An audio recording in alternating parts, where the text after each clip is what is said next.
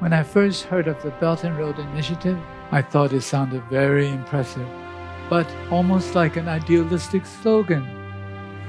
Is it a mere slogan? 10 years have passed, and I believe everyone involved has already got an answer. Beyond infrastructure, what has BRI brought to the world? I'm Charles Liu. Let me share with you how I understand BRI from an investor's perspective.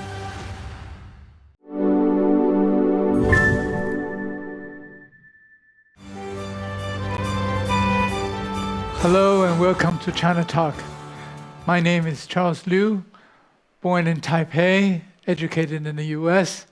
I've been working in the investment sector in China for the last 30 years, which is a long time. It was 10 years ago when the Chinese government announced launching of the major program called the Belt and Road Initiative.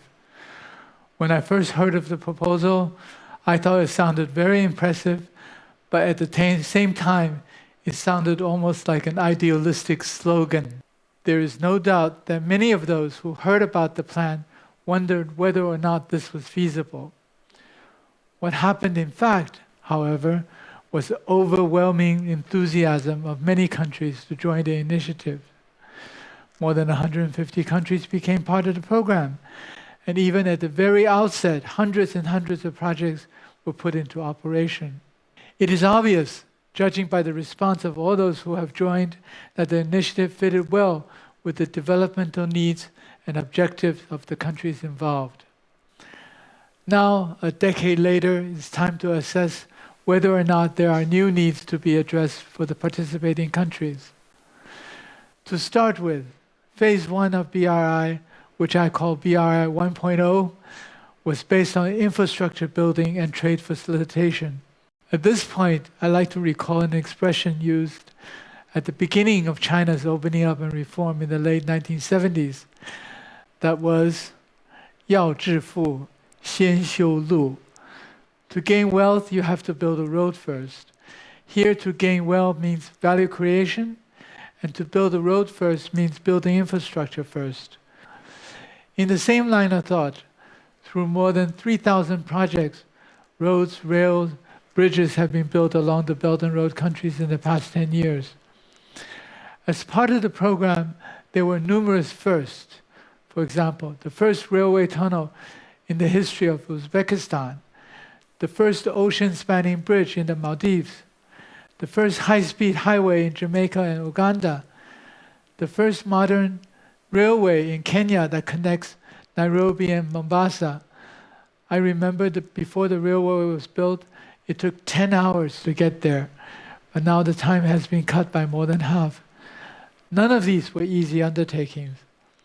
So now on to version 2.0 of BRI. This is something that Prime Minister had referred to as well. In my view, BRI involves accelerated industrialization, enhanced modernization, including digital economy, and further regional integration of the economies of the Belt and Road countries in terms of markets, movements of people, and manufacturing. In this process, significantly enhance efficiency in the value creation capabilities of these countries. It's an upgrade from BRI 1.0, designed to bring greater prosperity for participating countries in a greener and more sustainable manner. Despite the successes and enthusiasm with which the participants of BRI are embracing the future phase of its development, there has been lots of negative Western press and smearing of the initiative.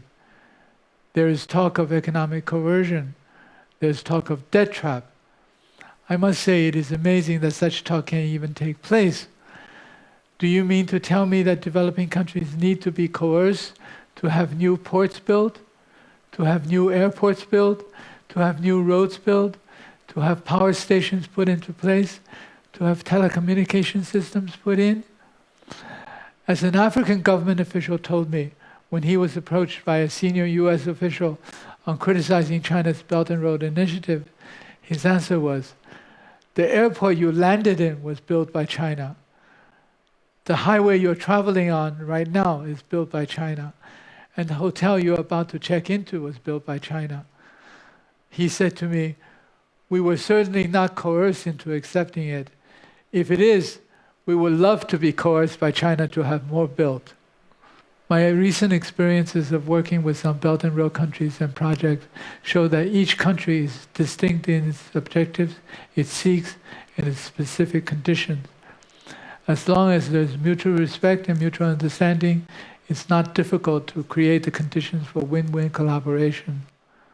On a side note, recently at the G20 summit, US, India, Middle East, and EU have proposed to support and help Saudi Arabia build a high-speed rail to India to further enhance regional collaboration. That to me is quite interesting, whether or not it would take place, because US has not built a major rail line for more than half a century. India has not built a new railroad for more than a century. So who will actually build it? We will see.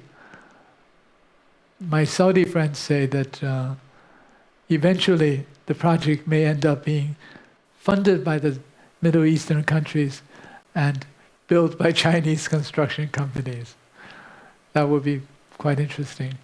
For China, it would benefit significantly from greater prosperity in its neighboring countries, whereby there will be enhanced stability and good neighborly relations. Given the massive projects that have already been undertaken in China successfully, the Chinese construction companies have the expertise and experience to succeed in building infrastructure. It also benefited economically from having such contracts executed and be rewarded for its work. Given the sheer size and scale of projects in China and what China has done in developing countries, the economies of scale really kicks in and allow projects to be executed with the highest efficiency and the lowest cost, which of course benefits both sides. This has been done and indeed continues today after the first decade of the initiative. Is the Build and Road Initiative yet another slogan? I think by now, you, me, and everyone involved have already got an answer. It's been fantastic. Thank you.